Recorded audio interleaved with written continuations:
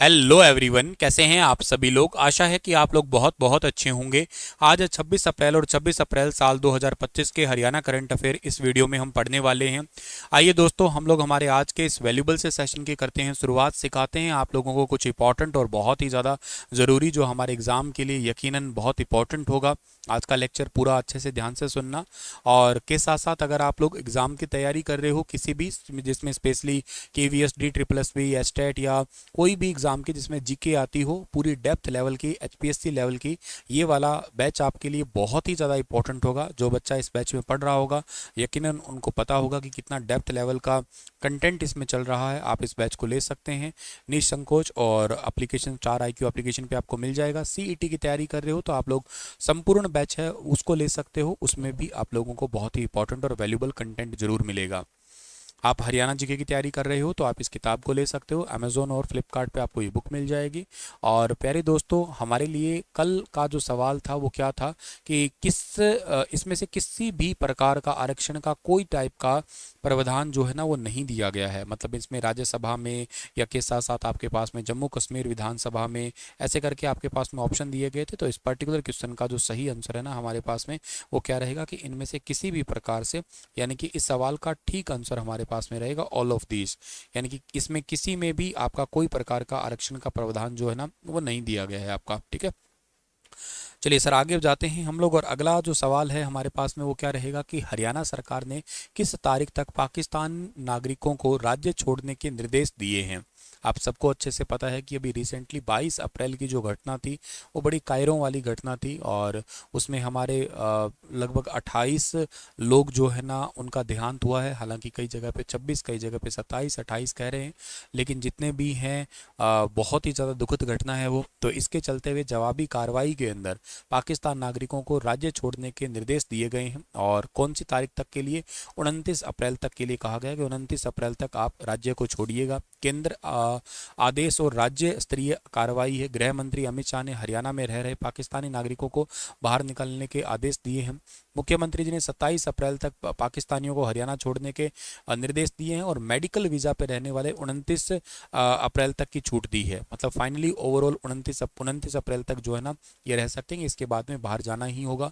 Long term visa, diplomatic visa, official visa, इन पर जो है ना ये लागू नहीं होंगे आदेश।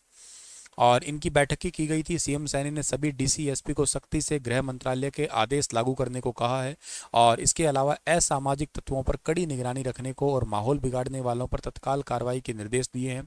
इसके अलावा सोशल मीडिया पे भी निगरानी रखी जाएगी।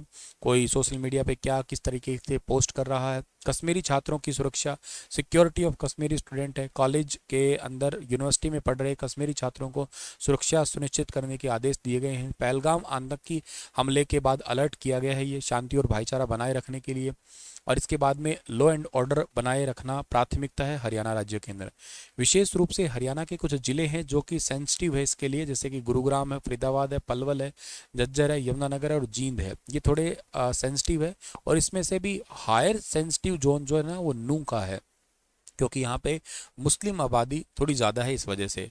और आपको याद होगा ब्रिजमंडल यात्रा के दौरान यहाँ पे नूह में दंगे भी हुए थे। उस टाइम पे 5 लोगों की मौत हुई थी, जिसमें 2 पुलिसकर्मी भी शामिल थे। हरियाणा सरकार के द्वारा AI मिशन के अंतर्गत कितने युवाओं को और पेशेवरों को अत्याधुनिक तकनीकों में प्रशिक्षित करने के लिए लक्ष्य रखा गया है?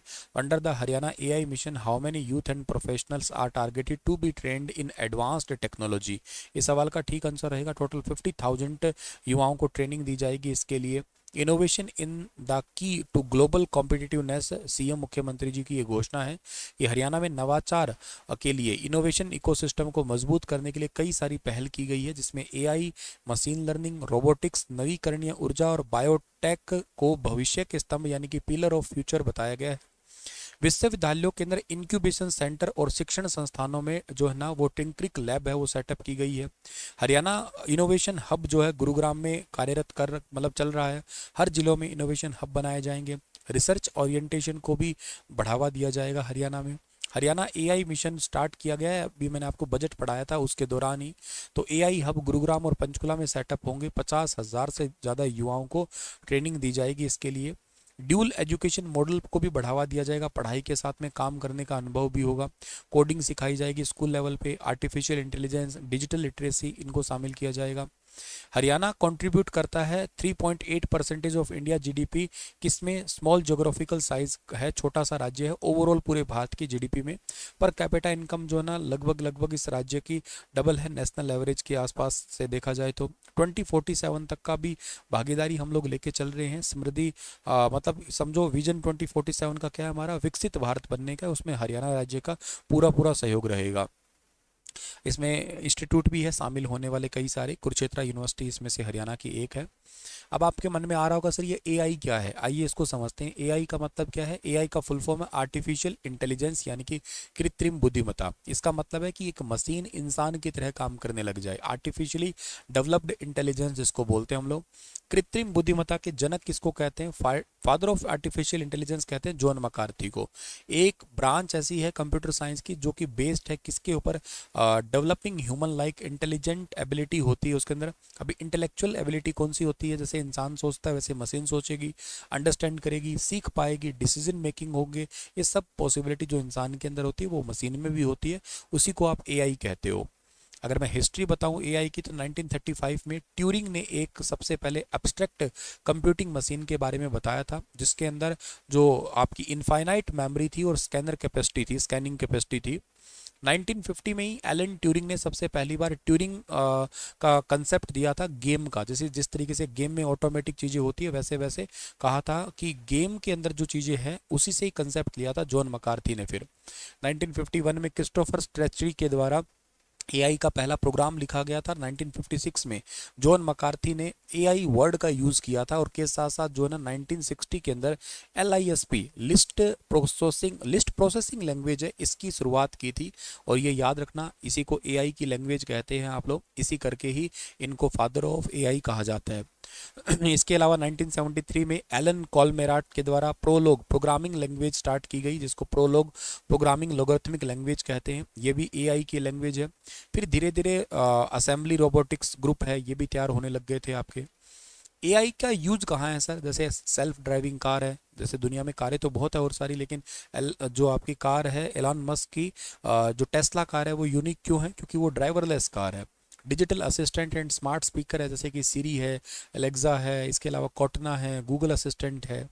ट्रांसलेशन जो है इसमें हेल्प करता है ये, जैसे आप गूगल ट्रांसलेटर का एग्जांपल ले लो।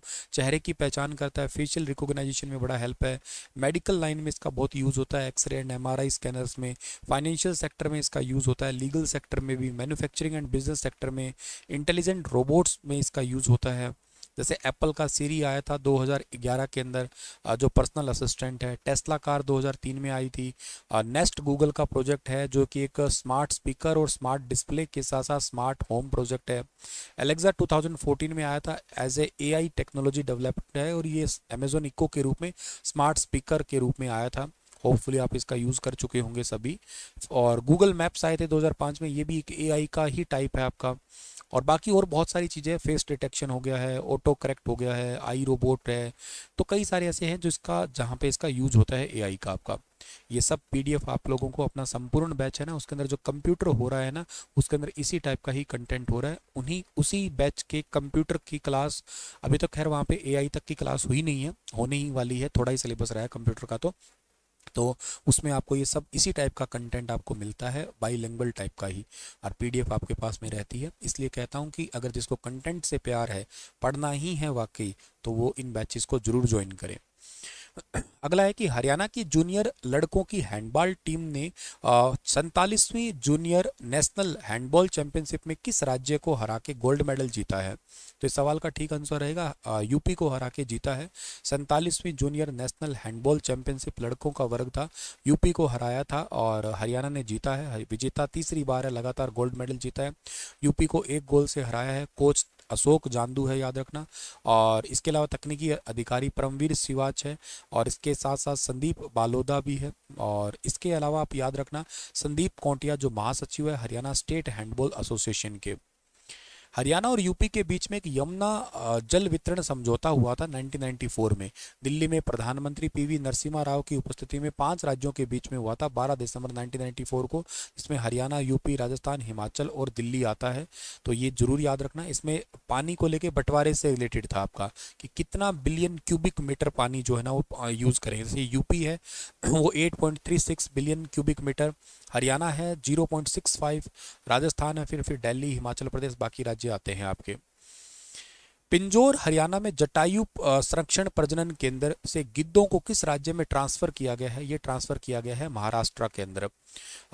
विश्व पृथ्वी दिवस के दौरान अधिकारियों ने पिंजौर में स्थित जटायु संरक्षण प्रजनन केंद्र में 34 गंभीर रूप से लुप्तप्राय गिद्धों में से 20 लंबी चोंच वाले और 14 सफेद पूंछ वालों को महाराष्ट्र में ट्रांसफर किया है, जिससे गिद्ध संरक्षण को एक बड़ा बदलाव मिला है। और वन पुनरुत्थान के लिए स्थल गिद्धों को महाराष्ट्र के 3 प्रमुख बाघ अभ्यारण्यों में जंगलों में छोड़ा जाएगा। एक मेलघाट टाइगर रिजर्व है, एक पेंच टाइगर रिजर्व है, हालांकि एमपी में भी बॉर्डर शेयर करता है। Tadoba Andhari tiger reserve centre है यहाँ पे। बॉम्बे नेचुरल हिस्ट्री सोसाइटी ने हरियाणा और महाराष्ट्र के वन विभाग के सहयोग से इसको ट्रांसफर किया है ताकि उनकी लाइफ थोड़ी और अच्छी हो सके, वहाँ पे नेचुरल एनवायरनमेंट उनको मिल सके। और अनुसंधान, शिक्षा और सार्वजनिक जागरूकता के माध्यम से जैव विविधता का संरक्षण करना है इसके लिए। और इसके अलावा जो है ना बॉम्बे नेचुरल हिस्ट्री सोसाइटी जो है ना इन दोनों के ही ये बना था 1883 से ये काम कर रहा है ये। और ये पूरे भारत में 4 जटायु संरक्षण प्रजनन केंद्र स्थापित किए थे इसने, पिंजौर में, भोपाल में, इसके अलावा राजा भटखावा में जो वेस्ट बंगाल में, और एक रानी जो गुवाहाटी असम में है।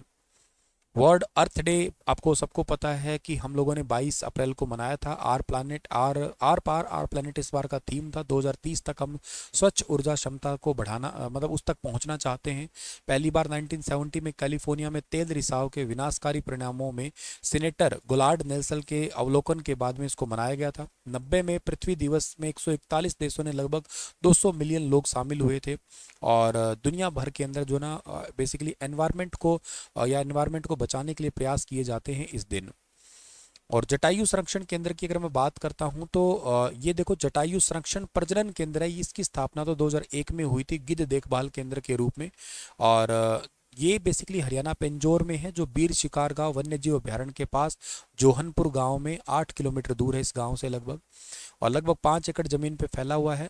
और यहाँ पे लगभग 160 गिद्ध है, जिसमें 63 सफेद पीठ वाले हैं, 74 लंबी चोंच वाले हैं, 21 पतली चोंच वाले हैं और 2 हिमालयन हैं इनमें से।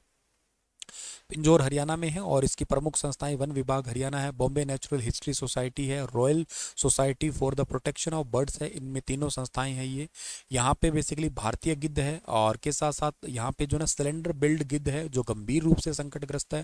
हिमालयन है, ये भी संकटग्रस्त है। और इसके अलावा ओरिएंटल व्हाइट बैक्ड जो वल्चर है ये भी गंभीर रूप से संकटग्रस्त है, जिनको यहाँ पे रखा हुआ है। चलिए सर जी, इसी के साथ ये सेशन समाप्त होता है। आपके लिए सवाल है कि वर्ल्ड हैप्पीनेस रिपोर्ट में भारत का नंबर क्या है, दुनिया में पहले नंबर पे कौन है, इसमें इनके बारे में बताइएगा। कल फिर हाजिर होता हूँ लेटेस्ट अपडेट के साथ में, तब तक के लिए अपना ख्याल रख लेना। आप सभी को राधे राधे।